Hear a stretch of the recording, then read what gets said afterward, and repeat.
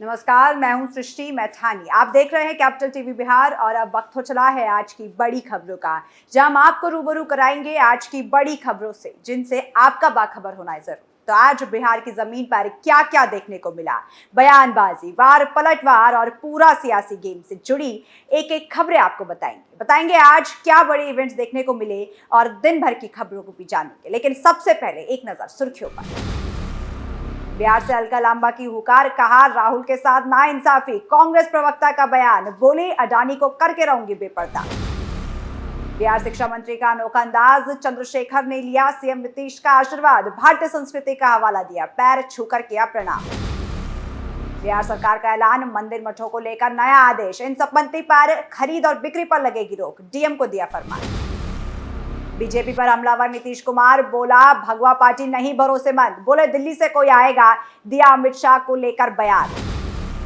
BJP का नीतीश पर पलटवार, विजय सिन्हा ने दागे सवाल, हाशिए में सीएम नीतीश का ड्रीम प्रोजेक्ट की जांच की बड़ी मांग।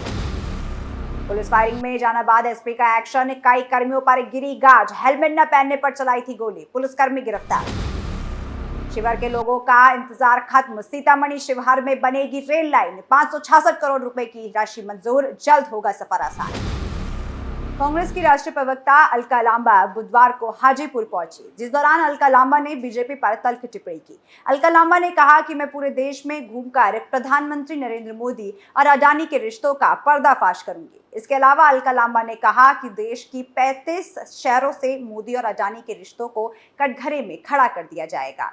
वहीं अलका ने आगे कहा कि केंद्र सरकार राहुल गांधी की सदस्यता खत्म कर जेल भेजने की कोशिश कर रही है, जिसके बाद अब राहुल गांधी का बयान बंगला खाली करने को लेकर भी सामने आया था। अलका लांबा ने आरोप लगाया कि मोदी सरकार राहुल गांधी को सड़क पर लाने की तैयारी में लगी हुई है।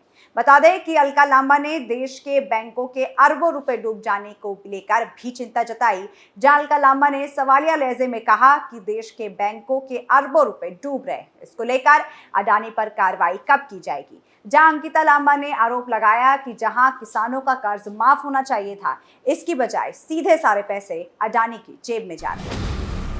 तो वहीं बिहार के शिक्षा मंत्री चंद्रशेखर ने एक सम्मेलन के दौरान नीतीश कुमार के पैर छूकर आशीर्वाद लिया, जिसके बाद शिक्षा मंत्री से ऐसा करने का कारण पूछा गया तो जवाब में शिक्षा मंत्री चंद्रशेखर ने अनुभव और उम्र को वजह ठहराया। बता दें कि अपने जवाब में नीतीश कुमार ने कहा कि नीतीश कुमार एक कुशल नेतृत्वकर्ता, बिहार विश्वकर्मा हैं, साथ ही नीतीश कुमार उनसे उम्र में भी बड़े हैं, जिस वजह से चंद्रशेखर ने पैर छूकर नीतीश कुमार से आशीर्वाद लिया। इसके अलावा इस मुद्दे का भी राजनीतिकरण किए जाने की कोशिश को लेकर चंद्रशेखर ने इस मुद्दे को दुर्भाग्यपूर्ण बताया, जहां चंद्रशेखर ने कहा कि पुरखों की दी शानदार शिष्टाचार में भी राजनीति तलाशने की कोशिश की जा रही है और ऐसी ओछी मानसिकता की हद है। बता दें कि यह घटनाक्रम राजभवन में पटना हाईकोर्ट के नवनियुक्त मुख्य न्यायाधीश के शपथ ग्रहण के दौरान हुआ, जिस दौरान शिक्षा मंत्री चंद्रशेखर ने आगे बढ़कर नीतीश कुमार के पैर छुए। बिहार सरकार की तरफ से राज्य में पंजीकृत मंदिरों और मठों से संबंधित भूमि समेत अचल संपत्तियों की खरीद और बिक्री पर रोक लगाने के आदेश दिए गए। इसी क्रम में बिहार सरकार की ओर से जिलाधिकारियों को ये सुनिश्चित करने के निर्देश दिए गए हैं सभी पंजीकृत मंदिरों और मठों की अचल संपत्ति का जायजा लिया जाए, जिसके बाद इसकी रिपोर्ट तुरंत बीएसबीआरटी को सौंपी जाए ताकि इसकी वेबसाइट पर इसका विवरण अपलोड किया जा सके। बता दें कि अब तक हाल में बीएसबीआरटी ने 35 जिलों की जानकारी के जुटाए हुए रिपोर्ट को वेबसाइट में अपलोड किया है। इसके तहत राज्य में 2512 अब पंजीकृत मंदिर या मठ हैं, जिनकी गिनती अब की जानी है। यही नहीं, जमीन की बात करें तो मंदिर मठों के पास 4321 एकड़ जमीन का अनुमान लगाया जा रहा है। वहीं सरकार की विधि विभाग के आंकड़ों की बात करें तो फिलहाल राज्य में पंजीकृत मंदिरों की कुल संख्या लगभग 2499 के बराबर है, जिनके पास 18,456 एकड़ जमीन का पता लगाया गया है। इसके अलावा बिहार के विधि मंत्री ने आदेश दिया है कि हिंदू धार्मिक न्यास अधिनियम 1950 के तहत अब बिहार में सभी मंदिर मठों, न्यासों और धर्मशाला को बीएसबीआरटी में पंजीकृत कराना होगा। तो वहीं बिहार के मुख्यमंत्री नीतीश कुमार ने सम्राट अशोक की जयंती के उपलक्ष्य में बीजेपी के एक समारोह में भाग लेने के लिए राज्य की अपनी प्रस्तावित यात्रा से पहले केंद्रीय मंत्री अमित शाह पर परोक्ष रूप से कटाक्ष किए हैं, जहां नीतीश कुमार ने कहा कि भगवा पार्टी से सतर्क रहने की जरूरत है। 2024 में लोकसभा और बिहार में 2025 में विधानसभा चुनावों को देखते हुए अमित शाह का एक बार फिर 2 अप्रैल को बिहार दौरा होना है। बता दें कि मौर्य सम्राट की जयंती के अवसर पर जेडीयू की ओर से पटना में आयोजित समारोह को संबोधित करते हुए सीएम नीतीश कुमार ने लोगों से भगवा पार्टी के प्रयासों के खिलाफ सतर्क रहने को कहा। हालांकि उन्होंने नाम का उल्लेख नहीं किया, तो नीतीश कुमार ने 2 अप्रैल को शाह की सासाराम की निर्धारित यात्रा में परोक्ष संबंध में कहा कि ऐसे लोग हैं जो राजनीतिक लाभ के लिए समाज में तनाव पैदा करने की कोशिश कर रहे हैं, उनसे सावधान रहें। इसी क्रम में नीतीश कुमार ने आगे कहा कि कुछ दिनों में दिल्ली से कोई आएगा और आपको सम्राट अशोक के नाम से गुमराह करने की कोशिश करेगा, जहां मुख्यमंत्री नीतीश कुमार ने दावा किया कि इन लोगों की तरफ से स्वतंत्रता के संघर्ष में कोई भूमिका नहीं निभाई गई है और अब अशोक के नाम पर इन पार्टियों का कुछ जातियों को दूर करने का प्लान है।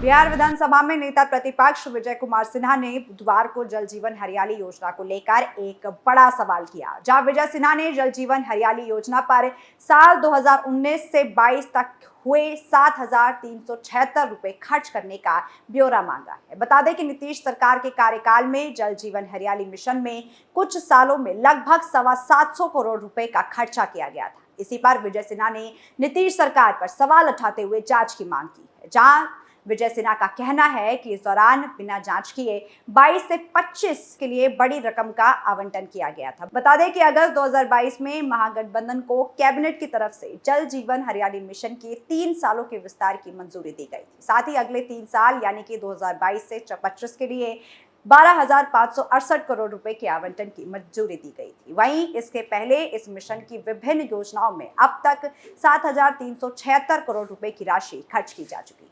इसमें बिहार सरकार की तरफ से ये कहा गया है कि इस राशि का खर्च पौधारोपण, जल निकायों और जलवायु परिवर्तन से लड़ने के लिए कार्यक्रमों पर खर्च हुआ है। इसी पर विजय सिन्हा का कहना है कि इस योजना में खर्च होने वाले सभी पैसों को भ्रष्टाचार में इस्तेमाल किया गया है और एक बार फिर जांच किए बिना फिर से 2022 से 25 के लिए बड़ी राशि का आवंटन कर दिया गया है।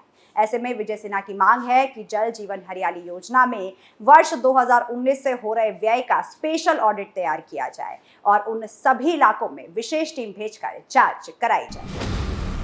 बिहार के जहानाबाद में एक बाइक सवार युवक को बिना हेलमेट के बाइक चलाने पर गोली मारने का मामला सामने आया था, जिसके बाद अब इस मामले में एसपी दीपक रंजन की टिप्पणी सामने आ चुकी है, जहां एसपी दीपक रंजन ने बताया कि घटना में शामिल पुलिसकर्मी के ऊपर तहरीर दर्ज की जा चुकी है, जिसके बाद अब आरोपित पुलिसकर्मी को जेल भेजा जा रहा है। इसके साथ 2 और अधिकारी समेत 4 और पुलिसकर्मियों को लाइन हाजिर कर दिया गया है। साथ ही ओपी अध्यक्ष चंद्रहास कुमार को निलंबित करते हुए 2 और अधिकारी और 4 पुलिसकर्मियों को बर्खास्त करने की प्रक्रिया शुरू हो चुकी है।